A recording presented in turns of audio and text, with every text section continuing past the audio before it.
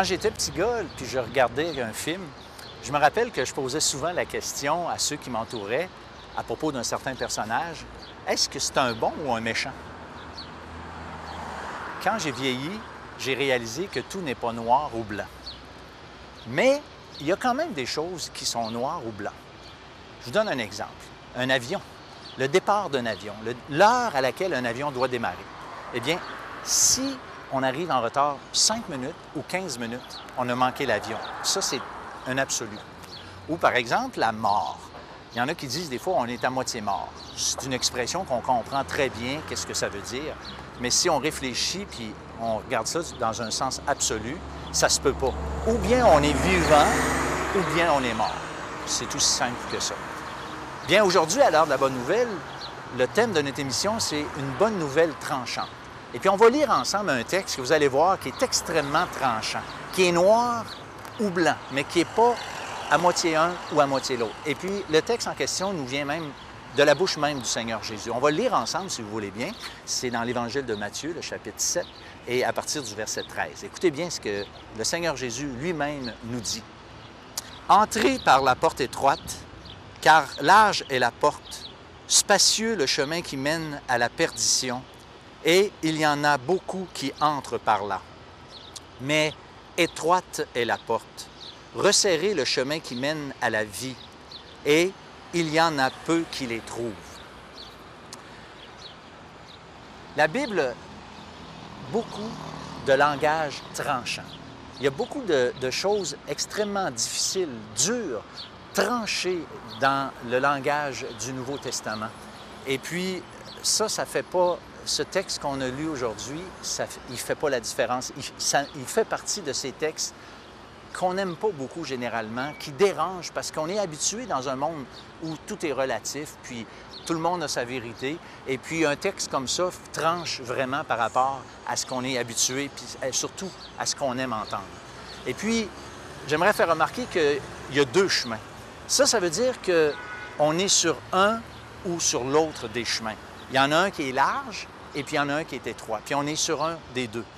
Pire encore, le chemin sur lequel on est détermine notre éternité, a une conséquence éternelle. C'est vraiment un chemin qui mène à la perdition puis un chemin qui mène à la vie, selon ce que le Seigneur Jésus lui-même a dit. Et il faut le prendre au sérieux. Voici donc quelques caractéristiques de ce qu'est le chemin large.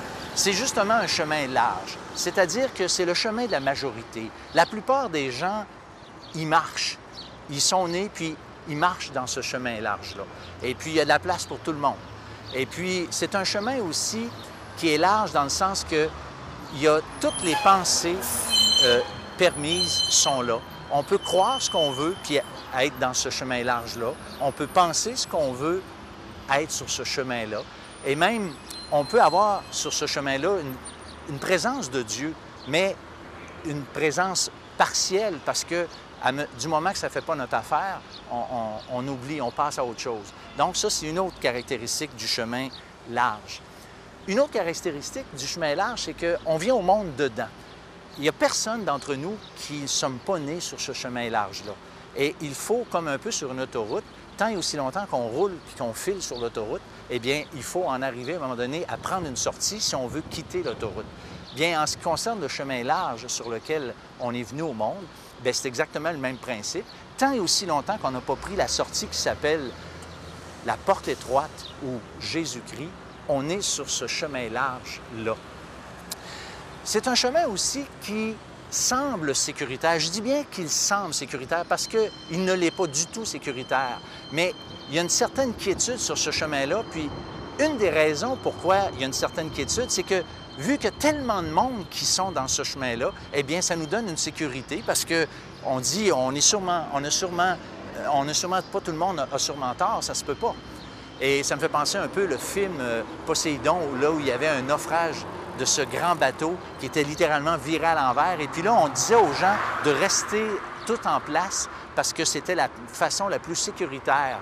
Et puis, il y a quelques personnes qui ont décidé de ne pas écouter et puis de prendre un chemin différent qui a été extrêmement difficile, mais qui a été quand même salutaire plusieurs d'entre eux ont pu trouver la vie, tandis que tous ceux, la majorité des gens qui étaient restés ensemble, sont tous morts les uns les autres. Voyez-vous, ça, c'est une caractéristique du chemin large.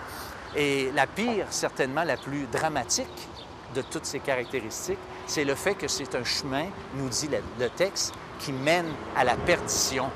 Et ça, c'est pas rien, un chemin qui mène à la perdition. Et il est question ici de la vie éternelle ou de la mort éternelle, ce que communément on appelle l'enfer. Donc, c'est extrêmement sérieux.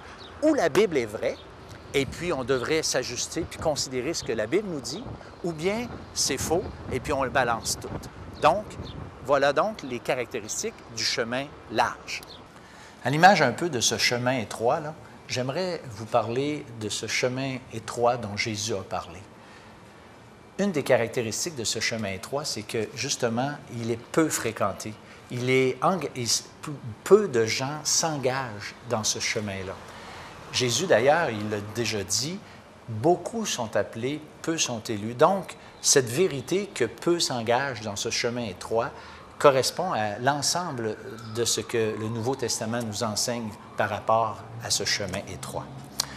Deux raisons, je pense, font en sorte que ce chemin est étroit puis que peu de gens s'y engagent. C'est que, je pense, il est trop simple et puis aussi, il est trop engageant pour la plupart d'entre nous. Concernant la simplicité, eh bien, on peut dire que le message de l'Évangile est un message extrêmement simple.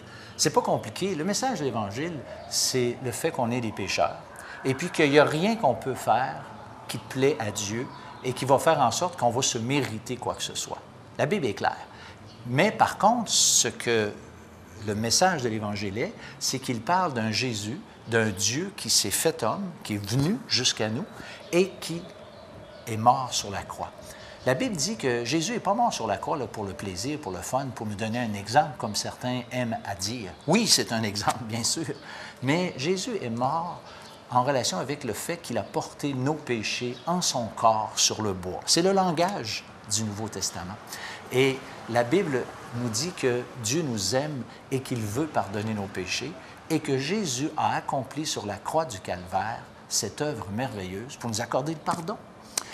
Mais c'est simple parce que les gens, ils aiment les choses compliquées. Ils aiment ça, faire quelque chose. Ils sont mal à l'aise du fait que c'est gratuit, du fait que c'est offert et que c'est 100% Dieu qui l'a accompli. Ils n'aiment pas ça. Et ça les empêche de croire. Ça les empêche de venir à l'Évangile. Comme quelqu'un que je connais bien disait, c'est bien trop simple. Eh bien, ça, c'est vrai. C'est une des raisons pour lesquelles les gens ils ne veulent pas de cette simplicité-là, parce qu'il n'y a rien, c'est pas c'est dur pour l'orgueil, quoi. Et puis l'autre raison, c'est que le chemin étroit est un chemin très engageant. Jésus a dit, si quelqu'un veut venir après moi, qu'il renonce à lui-même, qu'il se charge chaque jour de sa croix et qu'il me suive. Et sur ce chemin étroit-là, fini les idées propres. Il faut absolument considérer ce que la Bible nous dit et de marcher en relation avec ces nouvelles vérités qui nous sont présentées dans la Bible. Donc, c'est vraiment pas si évident que ça. C'est dans un sens pas facile, même si c'est simple, parce que c'est justement trop simple et surtout, c'est très engageant. Mais ce qui est merveilleux dans ce chemin étroit, c'est que la fin de l'histoire, c'est la vie. Vous vous rappelez, le chemin large, c'était la perdition. Le chemin étroit, c'est la vie. Donc, c'est une question de vie ou de mort. C'est une question extrêmement solennelle. Et nous, à l'heure de la bonne nouvelle, un des objectifs que nous avons, c'est de simplement vous présenter ces deux chemins, ce chemin large, ce chemin étroit, et faire un choix. Mais il faut faire un choix éclairé. Et c'est pour ça que nous vous invitons à lire la Bible. La Bible, c'est la parole de Dieu. C'est le message de Dieu pour chacun d'entre nous. Et je vous invite à considérer ce choix maintenant qui est devant vous. Et puis, Dieu, dans l'Ancien Testament, nous dit, « J'ai mis devant toi la vie et la mort, la bénédiction et la malédiction. Choisis la vie afin que tu vives. » Et chers amis, c'est ça qu'il faut faire. Il faut choisir la vie. Puis je vous invite dans une simple prière. Là où vous êtes, bougez pas. Et puis demandez à Dieu. Dites-lui, Seigneur, je reconnais que je suis sur le chemin large. J'ai fait ma vie comme je l'entendais. je t'ai jamais considéré. Ou je t'ai considéré, mais quand ça faisait mon affaire. Et là, Seigneur, c'est fini. Puis je veux prendre maintenant cette porte étroite, ce chemin étroit qui mène directement vers toi. Et puis, Seigneur, je veux m'y engager. Je veux te faire confiance. Je veux croire maintenant que Jésus a pris ma place et que je peux avoir le pardon de mes péchés. Tu peux me donner la vie éternelle. C'est merveilleux. Je l'ai fait. Et je suis tellement content que je veux vous le partager aujourd'hui. Puis je veux vous inviter à le faire. Je veux vous inviter à prendre cette décision. Je l'ai prise. J'ai la vie éternelle. J'ai le pardon de mes péchés. Vous allez pouvoir dire exactement la même chose si vous faites cette même prière sincère dans vos cœurs, dans le secret là où vous êtes. Faites-le, mes chers. C'est tellement merveilleux. Si vous le faites, vous allez être heureux. Pardonnez. Avoir la paix dans vos cœurs. C'est extraordinaire. Faites-le. Je vous y invite.